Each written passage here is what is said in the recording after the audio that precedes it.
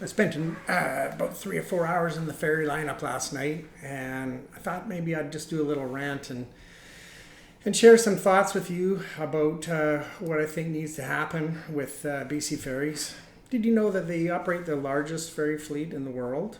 They've got 30 separate routes and they carry 18 million passengers. For sailings that are not busy, the ferries are great. Wonderful views, a great gift shop, friendly staff. You know, given the age of many of the vessels, they do a pretty good job of keeping running, you know, in my opinion.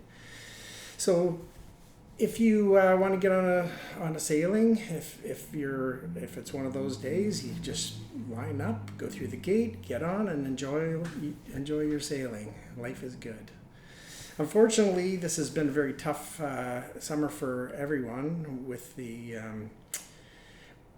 way that there's been delays and different things. And I would like to personally thank every ferry worker for doing their very best in this bad situation. None of these problems are your fault, and we appreciate what you do. The problem is always the busy sailings and routes. You know, this is pretty obvious. Some of them have multiple sailing weights, and it's difficult to get a reservation unless you know exactly when you plan to leave weeks in advance. Waiting in the terminal is not much fun with not many amenities or much to do. So this is the problem. Why are we waiting at the terminal? Why can't we be waiting at home, playing with our kids, relaxing, doing some housework, doing something productive? No shopping. Instead, we're inching forward endlessly in an endless lineup, waiting to get on board, keeping our cars warm in the winter and on for air conditioning in the heat of the summer. It's not the best scenario, I think we all agree. So it's as if ferries, their best solution or their only solution is to just grant the sailing only to those who are willing to wait the longest. And those cars are often idling. How much CO2 are they producing every year trying to keep warm? You know, last year, how many people were severely affected in 40-degree heat? You know, kids in their cars with pets, old people, no bathrooms. It's not a very good situation. I think we all agree, and everybody's frustrated.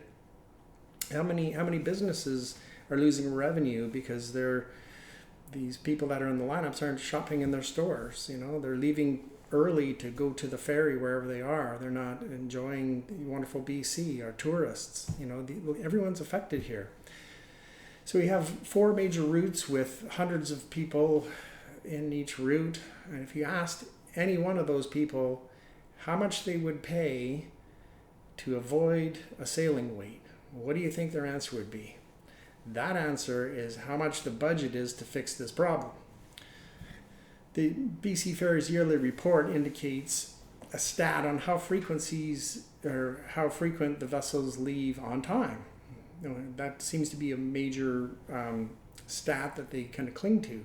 But that stat doesn't matter much to me. The stat I'm more curious about is the one with how many cars are left on shore when the ferry leaves.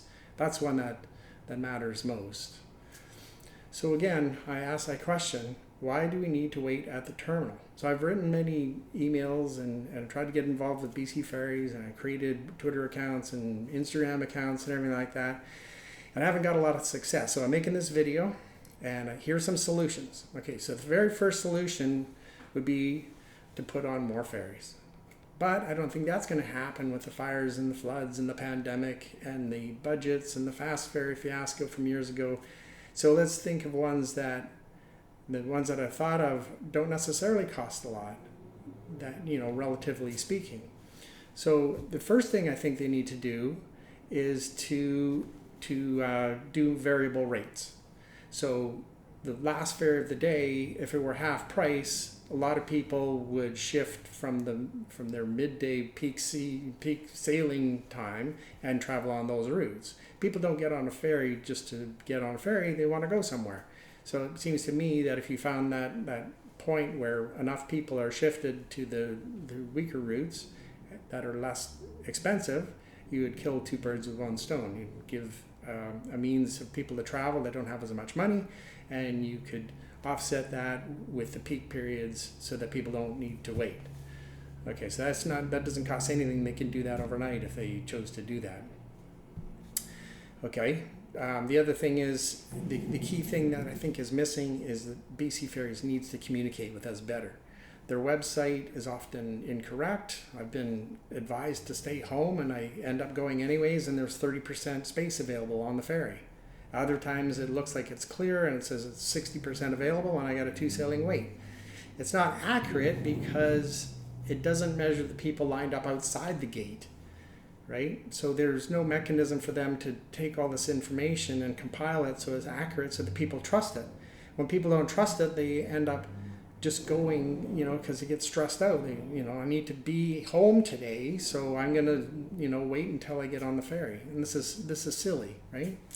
Mechanical problems, emergency medical problems, weather are unavoidable, okay? Having the mass notification system that says, hey, your sailing is delayed, don't show up for another hour, will reduce congestion and wait times at the ferry. I mean, this is simple, right? If the ferries chose to embed the historical data of which sailings are the busiest, and they use that to predict the future, then we would all have a better idea of which sailings we need to be early for, or pre-book, or prepay, and we wouldn't be stressed out. They'd have push notifications to your phone. You can do email. You can even do robocall for the people that don't have a cell phone, whoever those are, right? So there's ways and means that are used today that aren't being used by BC Ferries that it's just a no-brainer, right? All right. So if BC Ferries can't do that for whatever reason or don't want to do that, can we at least just have a little ticket like you have at the deli counter or at Disneyland to say, yeah, it's busy, just come back in 30 minutes and then you can get on, right? Because then we can go and gas up the car, we can go shopping or grab a bite and stay out of the heat, not idle our cars, right? But I think the ultimate solution would be to be able to pay for your ticket as you're en route, right? Like most people have a passenger, and the passenger can either pay en route or you can pay just before you leave home and say, I want to be on the next ferry. I don't know if it's busy. I just want to get there. When do I leave, right? So they say, okay, well, there's a 30% probability that you can leave right away. The sailing's not, it's going to have room on board for you. Or, however you manage that, and you book your ticket and they communicate with you en route. So if things change en route, you get a little push notification that says, oh, yeah, we were wrong. It's, there's no chance in hell you're going to make your next sailing. So, come back and you're assured loading because you're already paid, right? So getting everyone through the gates quicker is going to be a challenge then. So what I would recommend is have the RFID stickers like they had on the Port Mann Bridge on your car. Most people that take a ferry often. So you have a sticker on your car and it knows that you're coming through. You can have license plate reader cameras to verify that your car matches your ticket, and your experience car that would preload your car type, how long it is, how tall it is. All of those factors would go onto the card so that they would know exactly how full the ferry is going to be and better predict what's going on, right? So this is all stuff that is available today. I think they should also limit the reservations to only one active reservation per route per car. And if they did that, then people aren't going to hog all the best weekend routes. It would be more fair for everyone, because not everyone knows that they have to leave. There's people that have medical conditions that need to get to the doctor. There's different reasons. I don't think it's right that one family that is good with a computer gets the best routes. The other thing, I think they should revoke reservation rights for those that don't show up for the reservation. Because I think about 20% of all bookings, the people don't show up. And the reason they do that is because they book in advance because they don't, the system's broken. They need to circumvent it because it doesn't work. And 10 to 20 bucks isn't a lot to spend. Those people are spending 10 to 20 so they don't have to wait. So there's your budget, right? So that part of it's not working. So they should also release like say 15 to 20% reservations way out, and then like 10 days out release some more, and then 5 days and 24 hours right up, so you have these chunks, so you have a reasonable amount of chance of reserving in the first place. Or I guess BC Ferries could continue with the status quo, and we can all just wait idling in our cars, inching along just like we do now. So I hope you like these ideas. If you like them, comment, forward them off, do your thing. I did mine. Let's get through this problem together, and thanks for watching.